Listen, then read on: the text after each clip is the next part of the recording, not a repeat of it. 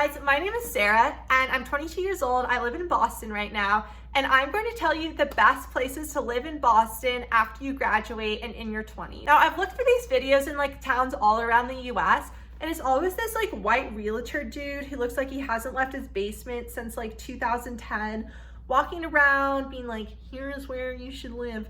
He's not going to tell me where to live. Now, if you're new here, I would super appreciate if you subscribed. I'm looking to go to 1,000 subscribers so I can make like 10 cents per video. I'm going to change my life, yep. And also, if you give this video a thumbs up, it will boost it in the YouTube algorithm and it won't show on your page or anything. So it's just a win-win for me. So let's get into it. The first place on my list is Southie, aka South Boston. Now, don't confuse Southie with the South End. They are not the same. Southie is number one on my list because I think it's still pretty affordable for recent grads. It is close to the Seaport if you work there and close to downtown if you work there, both about a 20-minute commute on the bus, and it is where so many young people live. In Southie, there's some great bars that people go to kind of early evening and nighttime. They're not like clubs, but they're really fun. And there's a couple of them right next to each other. So it's become like the newest going out spot. So you can literally walk to your apartment and go from bar to bar, which is super fun. And there's still great options there during the day. There's a bunch of great restaurants. There's a couple coffee shops, and it's really close to the beach with a nice little running path. So all in all, it's a great place to be if you want to be surrounded by young people and still have an affordability aspect. In terms of rent, I would say it's anywhere from $1,100 to $1,400, kind of at the lowest range if you're willing to live with a couple roommates. And you get a decent amount of space, a little bit more than you would if you're living right in the center of the city. The one drawback is if you're looking to like go out downtown during the night or really like walking around downtown, it is like 20 or 30 minutes, especially at nighttime. It can take a little longer to get into the center of the city. Next on my list, I have North End and Beacon Hill.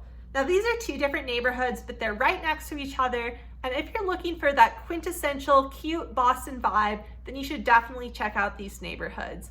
A great pro of them is they're like a 15-minute or 20-minute walk to downtown, especially if you work in the financial district. These are amazing options.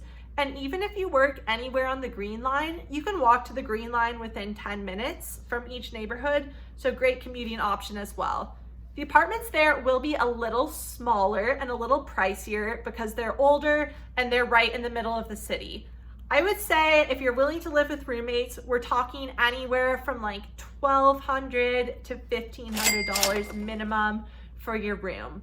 But you definitely get that nice Boston vibe, and a lot of them have amazing roof decks. And like the North End has these amazing Italian restaurants. Beacon Hill has a little bit of everything. One drawback is there isn't really a good gym that's like in the North End or in Beacon Hill, but it's like a 10-minute walk to a couple gyms and a lot of good fitness studios. So just something to keep in mind. I almost forgot about Seaport because it's just so improbable that anyone young would be able to afford there unless they're living with like a boyfriend or girlfriend in a one-bedroom. Seaport is the newest, glitziest neighborhood of Boston. It has like Equinox, Sweet Green. There's lots of companies there like PwC, BCG, and it is beautiful. The restaurants are amazing. The views are amazing. It's really close to downtown. The one thing it doesn't have is just that like Boston brownstone charm, just because it's so new. But if you have the money and you're working downtown, you're working in Seaport, it is an amazing, beautiful place to live. You will not regret it. Rent prices there, I literally have no idea because it's crazy expensive. I would say like greater than $2,000 for a one bedroom, and then just going up from there. They don't really have like old houses there, like I said, because it's new. So you really have to be willing to shell out for luxury building. Next on my list is Cambridge. If you work downtown or anywhere on the Red Line, Cambridge can be a great option if you're looking to save some money. So one of the top places I think to live in Cambridge for recent grads is Central Square. Central Square is on the Red Line, but it's also on the #1 bus line. So you can get to your job if you live or work in Back Bay in like 15 or 20 minutes. And Central Square is its own little world. It has great coffee shops, nice restaurants, it has a gym, it has a Target. So you can kind of exist in your pod really comfortably there. And the best part about Cambridge, it is a little cheaper than Boston because it's a little bit more removed. I would say if you're living in Central Square, you could probably find a place from like $900 to infinity, maybe $1,300 or $1,400 per person if you're willing to live with roommates. And yeah, Cambridge is a great spot. Also Harvard Square, it's a little quieter, and I would say like a little more family oriented, or like people in their 30s, but like amazing restaurants and shops and coffee shops all in Harvard Square. Great place to walk around. Also East Cambridge has been a popular spot lately, and you can get stuff cheaper there, like I would say anywhere from $800 to $1,300 per room, but it's not really on the red line, so the commuting is a little more difficult unless you're commuting to, say, Kendall Square. If you're working in Kendall Square, I would say Central Square and East Cambridge are both amazing options for a quick commute and for affordability while still being surrounded by young people. Okay, next on my list is Back Bay. Now, a lot of people's jobs are in Back Bay. You might be in the John Hancock Tower, the Prudential Center, and you're like, wait, why would I just live in Back Bay? Back Bay is so cute. It has those cute little brownstone buildings, amazing shops, amazing restaurants. They have Newbury Street and Boylston Street for all your shopping needs. But the one thing about Back Bay, it's just like for people in their late 20s or early 30s mainly. There's not a lot of nightlife around there, so I think that's why a lot of young people don't live there, and it's definitely expensive. I would say on par with the North End or Beacon Hill, if not a little bit more expensive. We're talking like $1,200 absolute minimum, probably $1,300 to $1,600 if you're willing to live with roommates. It's not far from the nightlife, so you can get around, and it is amazing for the day life if that's all you're concerned with in terms of restaurants, but it's just a little fancier, so it doesn't really attract as many young people. Next on my list, I have the South End and Charlestown. Now these neighborhoods are not close to each other at all, but I put them in the same category because they're both really homey and nice, safe neighborhoods. They're just a teeny bit removed from the city. Now, like I said before, South End is not the same as Southie. I know, I'm still confused. But these neighborhoods, again, I think really good options for people in their late 20s, early 30s who aren't as concerned about being close to the nightlife, being close to all the restaurants. They both have like nice restaurants and nice coffee shops in their own neighborhoods, but they're just like a little removed from the center of the action. Next on my list, Somerville or Davis Square. This is a great affordable option if you're looking to commute to, say, Kendall Square or downtown on the Red Line. It is a little bit longer commute to downtown, but rent prices start anywhere from $800 to $1,200 if you're willing to share your apartment. And there's some nice restaurants and coffee shops around there. That's where Tufts University is, so you will see some college kids, but it does have a young overall vibe. On the list of more affordable options, we have East Boston.